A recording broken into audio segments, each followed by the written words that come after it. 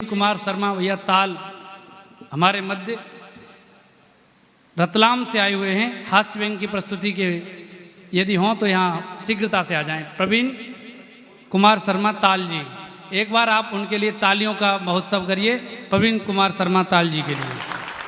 हमारे भाई कमलेश जी दवे, दादा भाई वीरूलाल जी नकराल जी, वीरेंद्र झा और हमारे ये सुनील जी नवोदित बड़े बड़े कवि हैं, बड़े बड़े विराजमान हैं और उनके उपस्थिति में मैं काव्य पाठ का मुझे बहुत सौभाग्य प्राप्त हुआ है और सीधे सीधे तौर पे मैं आपको काव्य पाठ की ओर ले चलता हूँ। तो चलिए सुनिएगा और आनंद लीजिएगा जी। सुनाई दे अच्छी तरह से, सुनाई दे आपको अच्छी तरह से, स्टैंड पर लगा के माइक करके चला गया। सुनाकर घर जल्दी पहुंचूं, स्टैंड पे खड़ी बाइक करके चला गया। जब ऐसी स्थिति में किसी ने मेरा फोटो खींचकर मोबाइल में वायरल कर दिया तो इंस्टाग्राम पर मेरी साली और फेसबुक पर मेरा साला मेरी छाती पे दिल पर दिल ठोक के लाइक करके चला गया, लाइक करके चला गया।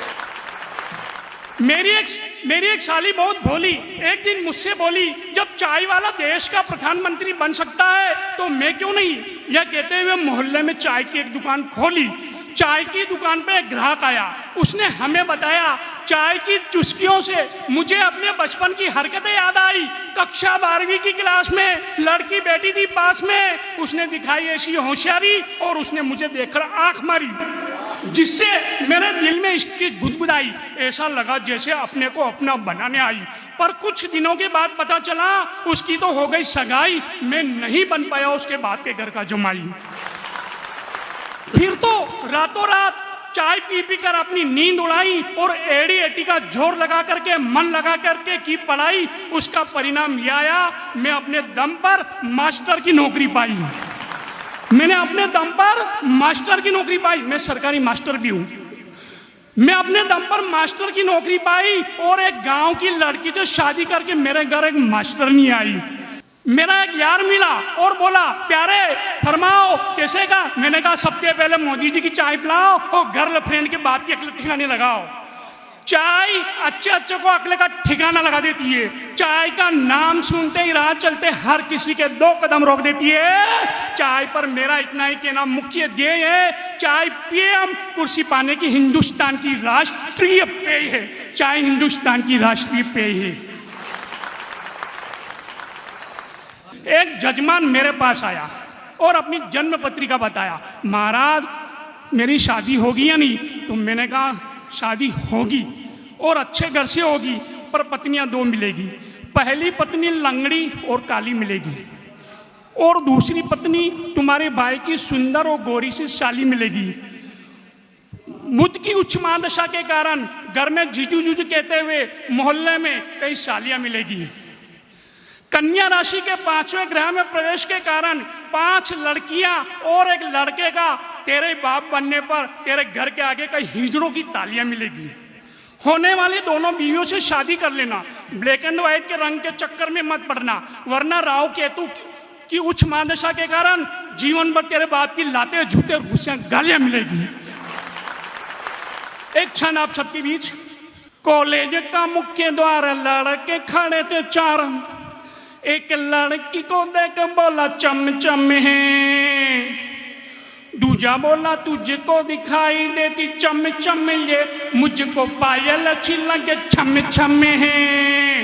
तीसरा ने चुप रहा कान में धीरे से कहा, सेहत में नहीं दारा सिंह से कम है। चौथा बोला जिस पे गिरेगी सब कर देगी, लड़की नहीं कोई परमाणु बम है, लड़की नहीं कोई परमाणु बम है।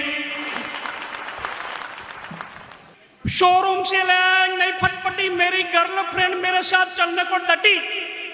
जैसे ही पहले प्रयास में जोर से किक मारी तो मेरी नई टाइट पैंट फटी। बढ़िया फट गई। मेरी नई टाइट पैंट फटी और मैं वो उतर के दूर जा हटी जिससे मेरे उससे नजदीकी घटी। क्या बताऊं यारो, पैंट की प्राकृतिक विस्फोट के कारण वो गर्लफ्रेंड मुझसे नहीं फटी। बहुत सुंदर।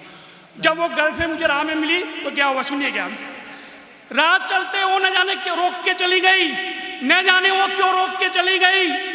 न जाने वो क्यों रोक के चली गई, अल्लड़ मल्लड़ होठों से हिलाते हुए मुझे अनाप शनाप भोंक के चली गई। उसे ब्रेक लगाना आता ही नहीं और मुझे पैरों से रगड़ती हुई स्कूटी ठोक के चली गई।